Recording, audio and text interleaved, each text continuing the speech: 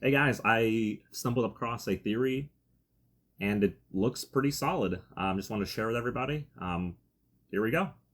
All along, Aaron's plan was to die just before the baby's birth in order for Historia's child to become an omnipotent founder capable of eradicating the Titans. Let me elaborate.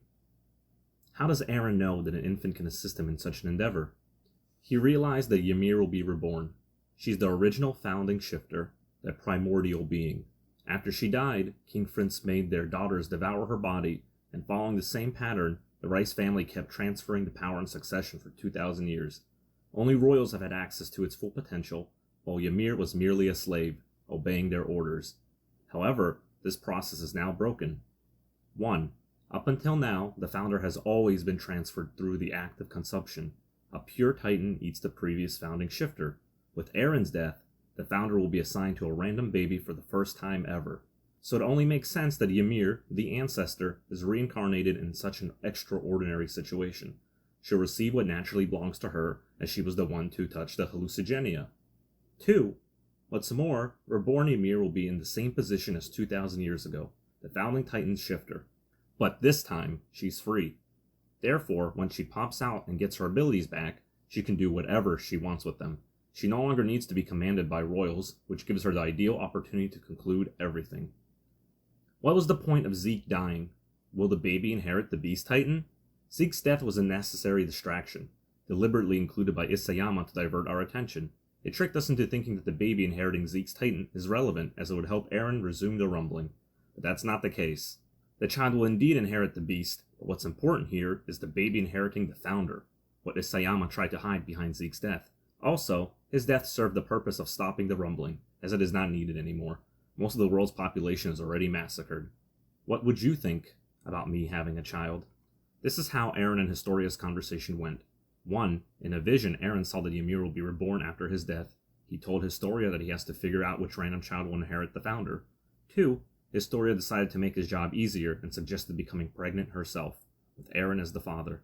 Like this, they could perfectly organize everything in order for Ymir to be reborn as their kid. Eren's leave for Marley, the attack on Liberio, the activation of the rumbling, and Eren's death. Everything had to occur before the deadline, the exact moment of birth. That could be why Historia is so grim. She proposed this because she wants to rid the world of Titans, because she's sad because she knows the father of her child will have to die in the process. It would also explain why Historia didn't appear in chapter 138. Isayama showed the baby coming out seconds after Mikasa decapitated Eren, then would have been obvious what's going on. Moreover, Ymir is smiling at Eren and Mikasa not simply because she saw affection. Yes, she does care about bonds, but another thing could be that Eren's plan downed on her. She connected the dots and figured out that it's now her turn to contribute and complete the mission Eren wordlessly gave her. I believe her next chapter will start with her disappearing from inside the Founder's mouth and switch to her being born. Eren and Historia using the baby is a bit questionable, but at the same time, Ymir wants to be free and they're just providing her with the opportunity to save herself, so I'll reserve my judgment on this matter until I see how it's executed. What will happen after she is reborn?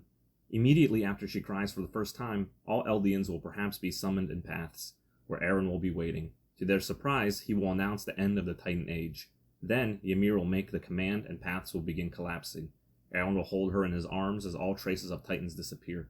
"You're free," will collectively be directed to Ymir and all of her subjects. What did Eren show Grisha? It has always been suspicious as to why Eren teased Zeke about them not reaching the part where he eats their old man.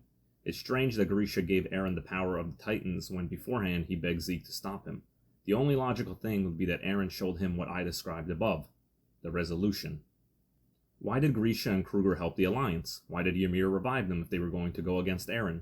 What used to be nonsensical before is now super logical. Grisha and Kruger were not helping the Alliance because Armin's talk no jutsu worked. They aided him because beforehand, Eren revealed the truth of what is to come and they will need to kill him in order for Historia's baby to inherit the founder. Basically, they didn't feel sympathy for Marley all of a sudden. Instead, they were helping Eren in liberating Eldians from Titans. What's up with Mikasa's hallucination?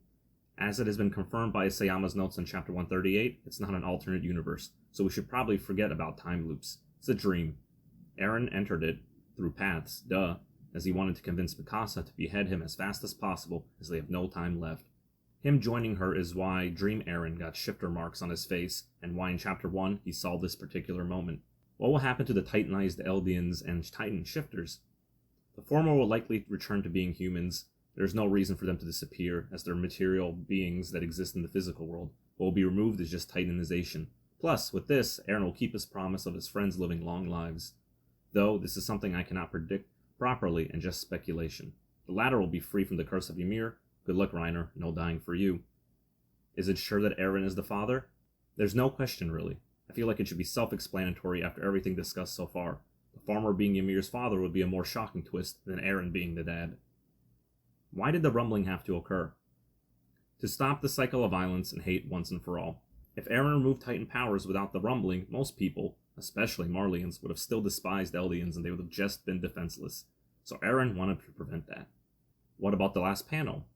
As Anna Shawai points out here, Chapter 137 ended with Armin's farewell, and Chapter 138 ended with Mikasa's.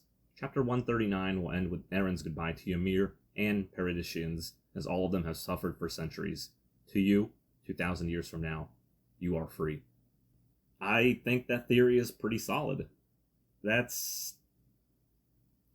I might end up being okay with that. This is, I guess this would be the Code Geass ending, you know.